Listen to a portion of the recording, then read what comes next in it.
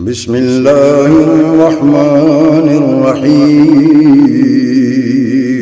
شروع اللہ کے نام سے جو بڑا مہربان نہایت رحم والا ہر قسم کی حمد و ثنا، کبریائی، بڑھائی، شہنشاہی، بادشاہی اللہ مالک اللہ ذوالجلال والاکرام کی ذات کے لیے، جو ساری کائنات کا خالق ہے، مالک ہے، رازق ہے، داتا ہے، گنج بخش ہے، غوث اعظم ہے، بگڑی بنانے والا ہے، اولاد دینے والا ہے، زندگی موت کا وہ مالک اللہ اکیلا ہے۔ اس پوری کائنات کے نظام میں اس کے ساتھ کوئی شریک نہیں۔ درود و سلام آقا دو جہان، سرور کونین، امام الانبیاء، خطیب الانبیاء، امام الہدیٰ، والی بطحا، سرتاج رسول، آمنہ کے لال، پیکر حسن و جمال، جناب محمد رسول اللہ صلی اللہ علیہ وسلم کی ذات اقدس کے لیے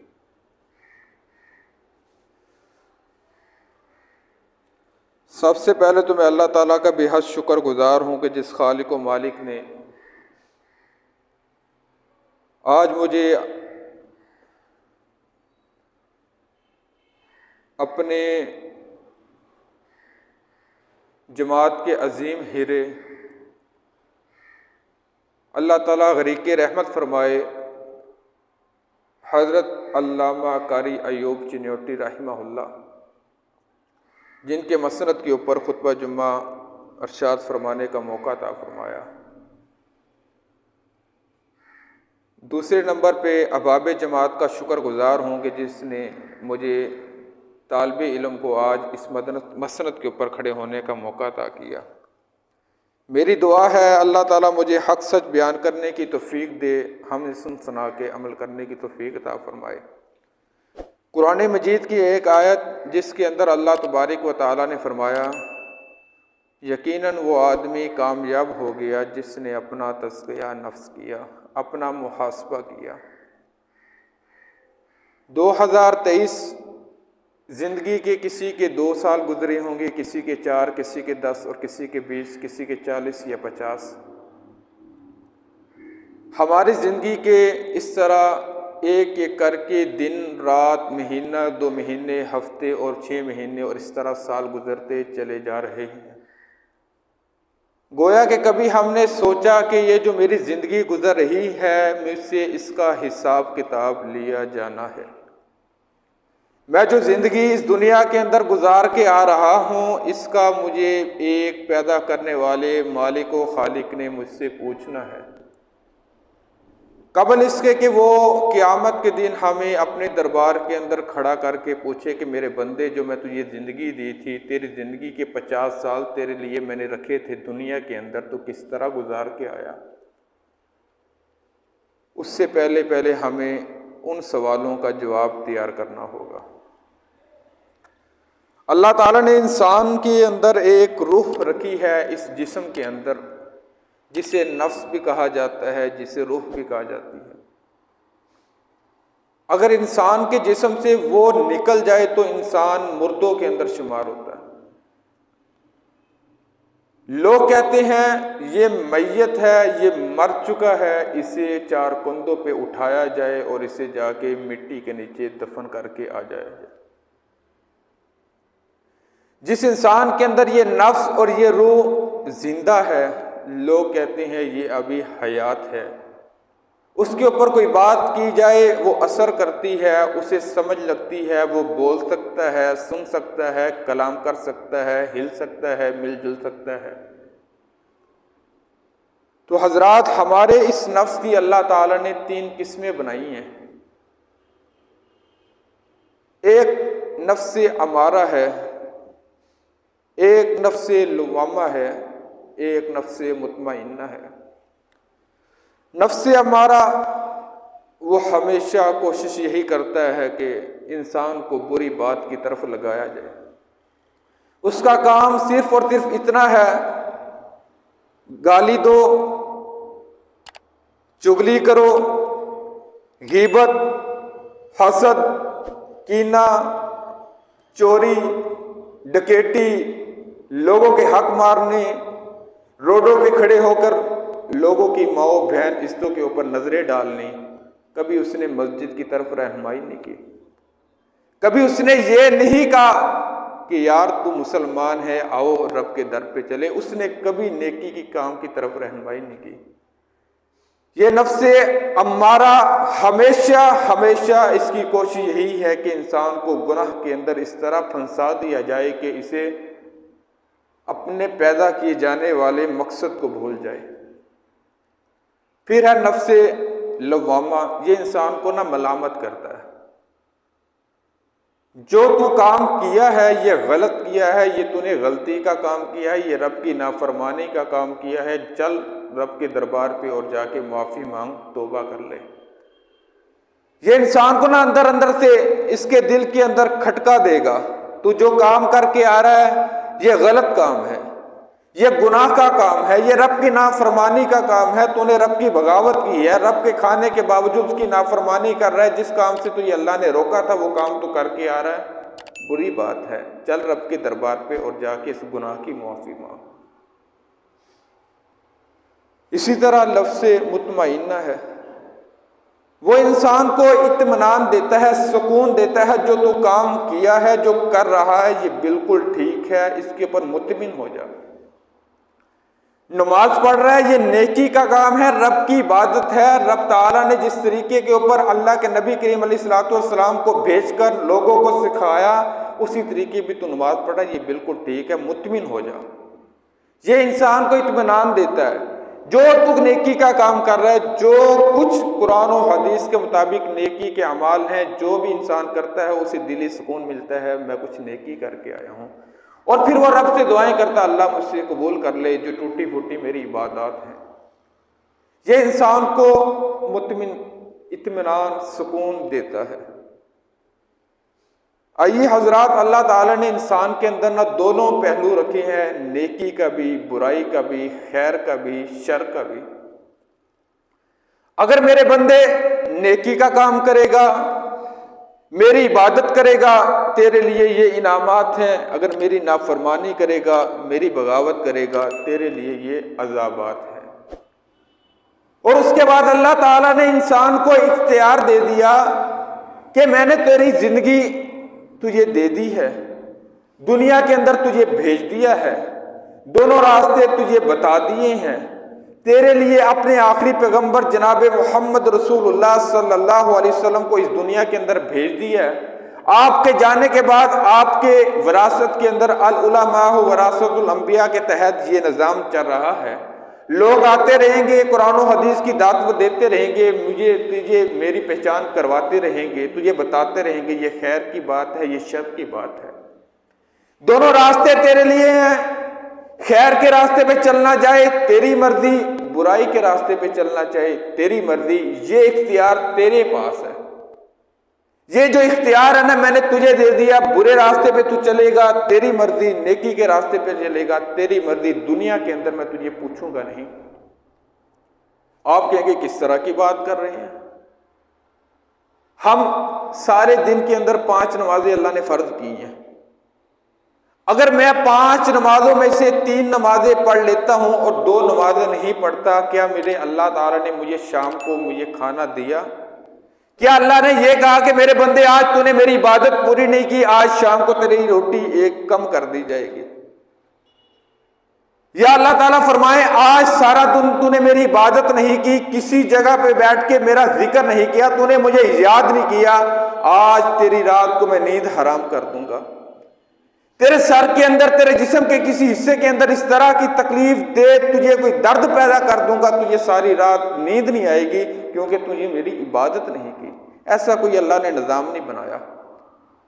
اللہ تعالیٰ نے اختیار تیرے ہاتھ میں بندے دے دیا، اگر نیکی کرے گا فائدہ تجھے ہوگا، اگر برائی کرے گا تو تجھے حساب کتاب دینا پڑے گا۔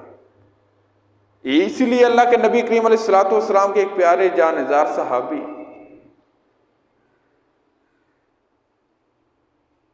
آپ صلی اللہ علیہ وسلم کے پاس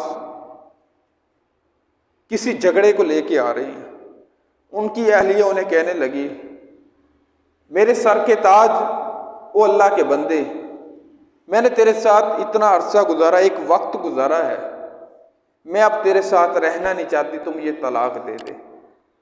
اس نے کہا کیوں بھائی، ہمارا اچھا گسر بسر ہو رہا ہے، میں آپ کے ساتھ اچھا تعلق رکھتا ہوں، میں نے کبھی تجھے ڈانٹا نہیں، مارا نہیں، پیٹا نہیں، تیرے حقوق ادا کر رہا ہوں، پھر تجھے مجھ سے کیا تکلیف ہے؟ بس مجھے نہیں پتا، تو مجھے طلاق دے، کسی طریقے سے طلاق دے۔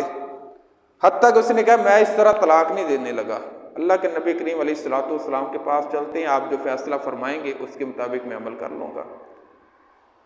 یہ صحابی رسول چل پڑے، راستے کے اندر کسی پتھر کے ساتھ ٹکر لگی، ٹھڈا لگا، گر گئے۔ جیسے ہی کھڑے ہوئے پھر چلنے آگے، پیچھے سے ان کی بیوی آواز دیتی ہے، اہلیہ محترمہ آؤ اب واپس چلیں۔ اس نے کہا کہ آپ گھر سے جھگڑا لے کے آئے کہ میں نے تجھ سے طلاق لینی ہے، اور یہ فیصلہ اللہ کے نبی کریم علیہ السلام کے دربار کے اندر ہم لے کے جا رہے تھے کہ اب راستے میں تو کہنے لگی واپس چلو۔ اس نے کہا جس کام کے لیے میں تجھے لے کے جا رہی تھی وہ کام ہو چکا ہے، اب واپس چلیں۔ کہنے لگا مجھے کوئی بات سمجھ نہیں آئی۔ یہ صحابی رسول میرے نبی کریم علیہ السلام کی پیاری صحابی کہنے لگی، اور میرے سر کے تاج، میں نے اللہ کے نبی کریم علیہ السلام کی ایک حدیث سنی تھی، آپ نے فرمایا تھا مومن بندے کو اللہ تعالیٰ آزمائشوں کے اندر ڈالتا ہے۔ جو ایمان والا ہوتا ہے نا، جس کے دل کے اندر ایمان ہوتا ہے، اللہ اسے تکلیفیں دیتا ہے اور اسے آزماتا ہے۔ جس کے دل کے اندر ایمان نہیں ہوتا نا، ایمان جیسی نعمت نہیں ہوتی، اللہ اسے تکلیفیں نہیں دیتا، اللہ اسے آزماتا نہیں۔ میں نے تیرے ساتھ ایک عرصہ گزارا، زندگی کا ایک عرصہ بیتا، کبھی تیرے جسم کے کوئی بیماری نہیں آئی، کبھی تجھے بیماری نہ آئی، کبھی پریشانی نہ آئی، کبھی تجھے کوئی ایسی تکلیف نہ پہنچی جس کی وجہ سے تو پریشان ہو۔ میں سمجھ چکی تھی کہ تو ایمان والا نہیں ہے، تیرے اندر ایمان موجود نہیں، کیونکہ نبی علیہ السلام کا فرمان سچا ہے، مومن کو تکلیفیں پہنچتی ہیں، اور میں تیرے ساتھ اس لیے زندگی بسر نہیں کرنا چاہتی تھی جب تک تو یہ تکلیف نہیں پہنچی، تیرے اندر ایمان نہیں تھا، اور اب تجھے تکلیف پہنچ چکی ہے، میں سمجھ چکی ہوں تیرے اندر ایمان ہے، چل آپ واپس چلے اور اب ہم دوبارہ اسی طرح سے زندگی گزاریں گے۔ حضرات، اللہ تعالیٰ مومن بندے کو تکلیفیں دے کے آزماتا ہے، لیکن کافر بندہ جو رب کی نافرمانی کرتا ہے، رب نے کبھی اسے تکلیفیں نہیں دی۔ رب نے کافروں کو بے شمار نوازا ہے، دنیا کے اندر معلوم ہوتا ان کا دیکھا ہے، بڑی بڑی گاڑیاں، بڑی بڑے گھر، ان ایک ایک بچے کے پاس کروڑوں کی جائیداد، اللہ نے بڑا انہیں نوازا ہے، انہیں بے اختیار کیا، بے لگام کیا، جس طرح زندگی گزارنا چاہو میرے بندے گزار کے آ جاؤ قیامت کے دن، لیکن تمہیں میرے دربار کے اندر کھڑے ہو کے حساب کتاب دینا ہے۔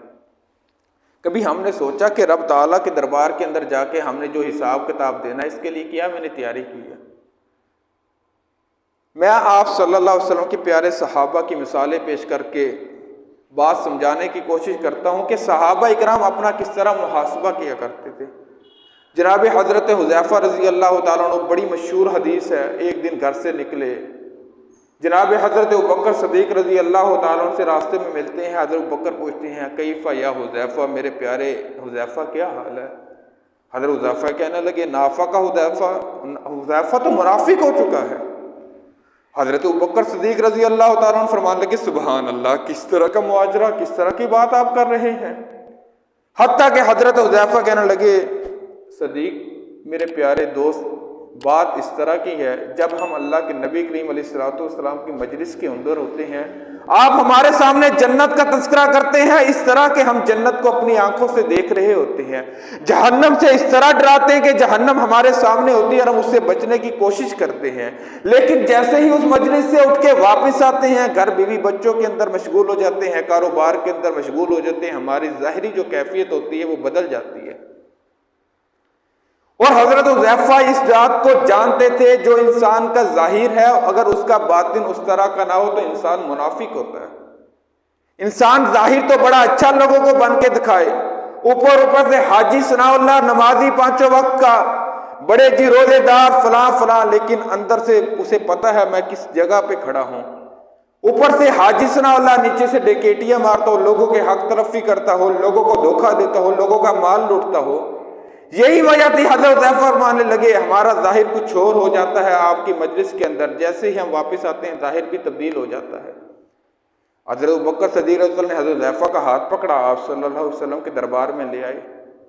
الغرض حدیث مختصر کرنے لگا ہوں کہ حضرت آپ صلی اللہ علیہ وسلم نے فرمایا میرے پیارے صحابی حذیفہ ایسی بات نہیں، جس طرح تم بات کر رہے ہو کہ آپ کی مجلس کے اندر ہماری یہ کیفیت ہوتی ہے، اگر آپ اسی طرح ہر وقت رہیں تو اللہ تعالیٰ کے فرشتے آسمان سے اوپر کے آئیں اور تمہارے بستروں پہ آ کے تمہیں سلام پیش کریں۔ لیکن حذیفہ بات سن لو، یہ بات وقت کی ہے، انسان کے اوپر کبھی کوئی کیفیت ہوتی ہے، کبھی کوئی کیفیت ہوتی ہے۔ لیکن میں بات جو بتانا چاہتا ہوں کہ حضرت محمد رسول اللہ صلی اللہ علیہ وسلم کے وہ صحابہ جن کے بارے میں آپ صلی اللہ علیہ وسلم نے فرمایا جس نے میرے دیکھنے والے کو دیکھ لیا اس کے اوپر اللہ نے جنت کو حلال کر دیا، جہنم کو حرام کر دیا۔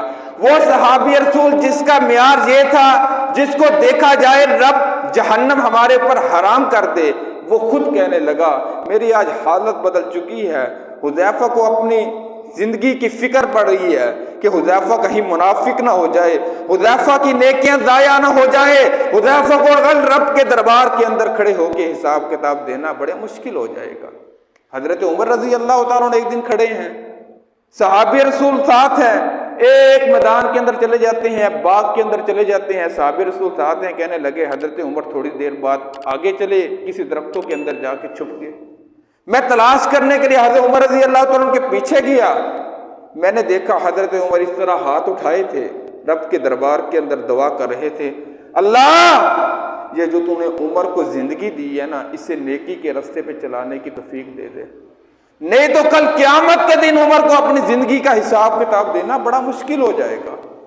جناب حضرت عثمان رضی اللہ تعالیٰ عنہ کو دیکھا جائے، آپ قبر کے اوپر بیٹھے ہیں، روئی جا رہے ہیں، آنے والا آتا ہے کہتا ہے پیارے عثمان کیا بات ہے، اتنا رو رہے ہیں کہ آپ کی آنکھوں سے اس قدر آنسو گر رہے ہیں کہ آپ کی داڑھی آنسوں سے بھر جاتی ہے، زمین پہ پانی قطروں کا گر رہا ہے آنکھوں کے آنسو کا، کیا وجہ ہے؟ کہ آپ کو یاد نہیں اللہ کے نبی نے 1 2 3 4 5 6 10 15 مرتبہ نہیں، پورے 22 سے 23 مرتبہ جنت کی بشارت دی۔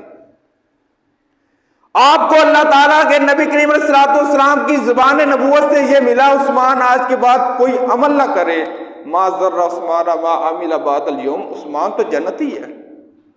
پھر اس کے بعد آپ کیوں اس قدر ہو رہے ہیں؟ کہنے لگا میری ایک بات کا جواب دو۔ پیارے عثمان کہنے لگے کیا بات ہے؟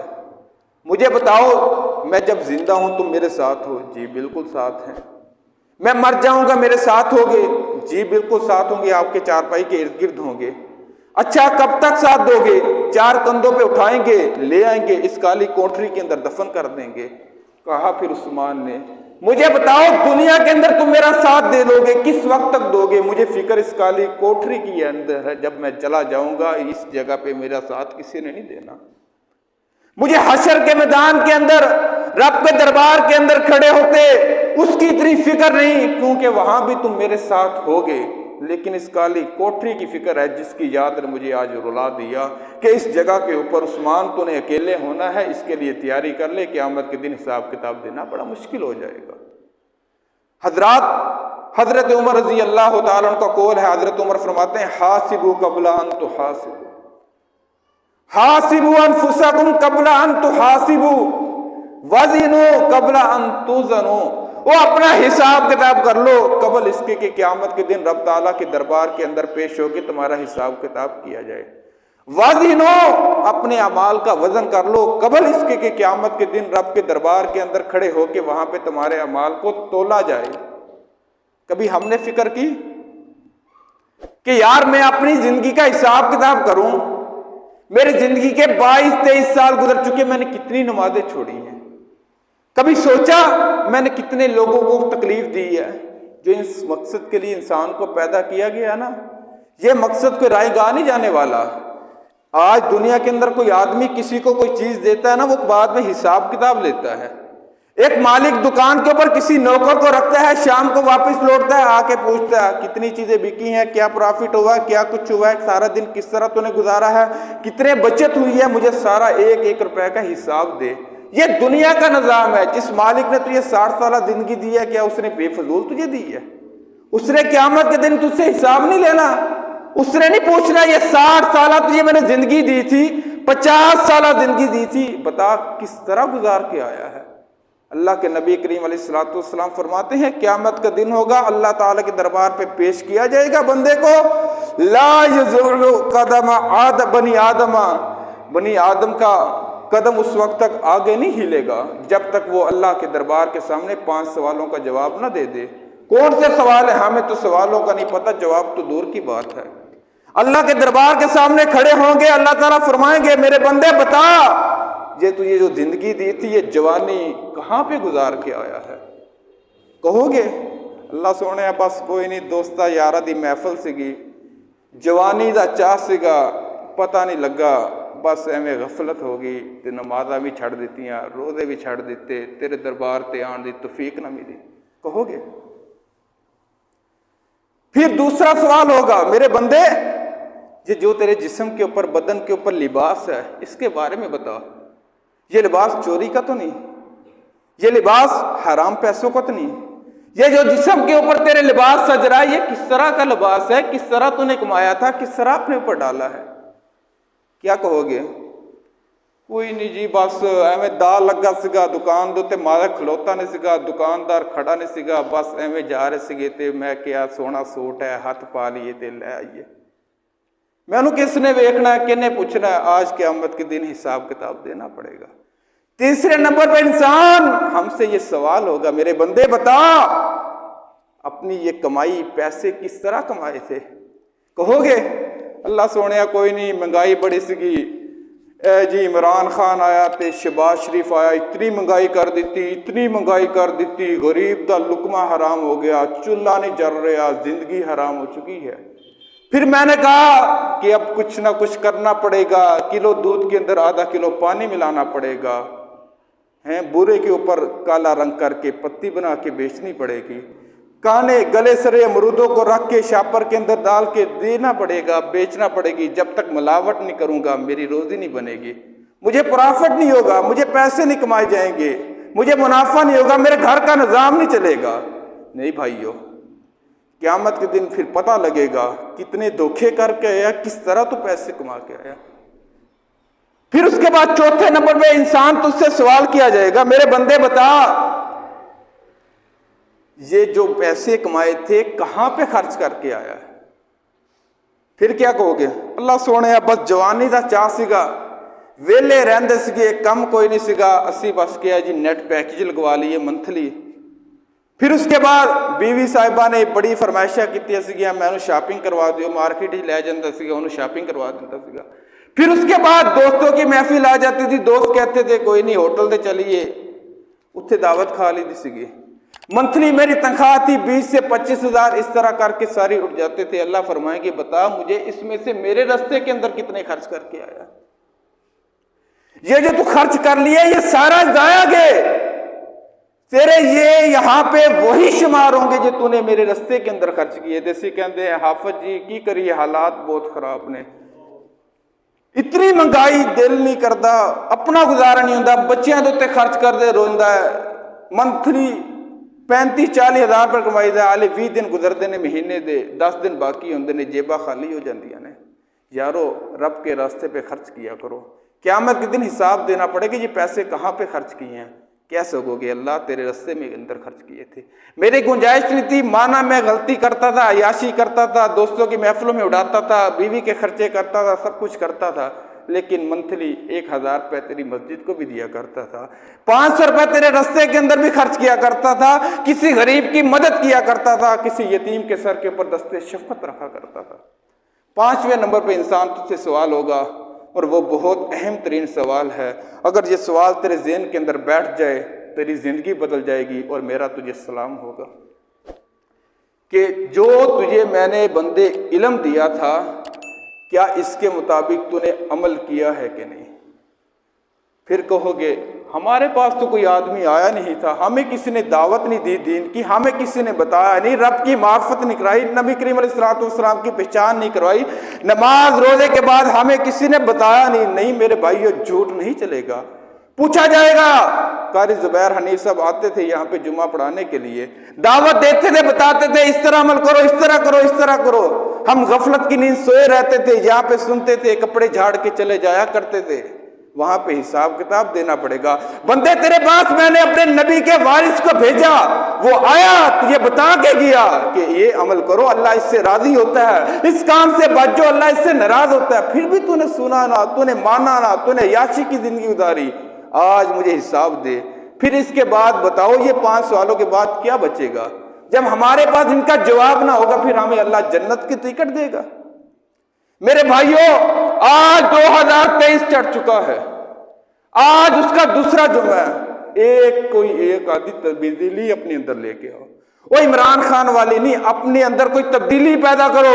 کہو اللہ اگر میں نے 22 سال اپنی زندگی کے گناہوں کے اندر گزارے، نمازیں چھوڑی، نفلی روزے نہ رکھے، فرضی روزے نہ رکھے، تیرے راستے کے اندر مال خرچ نہیں کیا، میں تجھ سے وعدہ کرتا ہوں اس سال کو میرے لیے خیر کا باعث بنا۔ اس سال میں تجھ سے وعدہ کرتا ہوں زندگی کی کوئی نماز نہیں آج کے بعد چھوڑوں گا، میں نفلی روزے رکھوں گا، تیرے راستے کے اندر خرچ کروں گا۔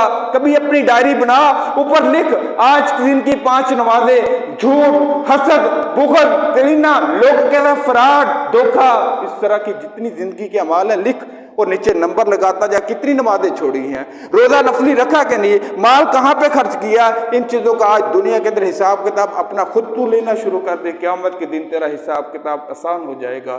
دعا ہے جو کچھ سنا ہے اللہ تعالیٰ مجھ اور آپ کو عمل کرنے کی توفیق دے، اللہ تعالیٰ ہمیں اپنی فکر کرنے کی توفیق دے۔ اگر آج ہم اپنی فکر نہیں کریں گے کل کو کوئی ہماری فکر نہیں کرے گا۔ آج ہم اپنی زندگی کو رب کے راستے پہ نہیں چلائیں گے، کل قیامت کے دن ہمیں حساب کتاب دینا پڑے گا۔ اللہ تعالیٰ ہمیں عمل کرنے کی توفیق دے۔ وما علینا الا البلاغ۔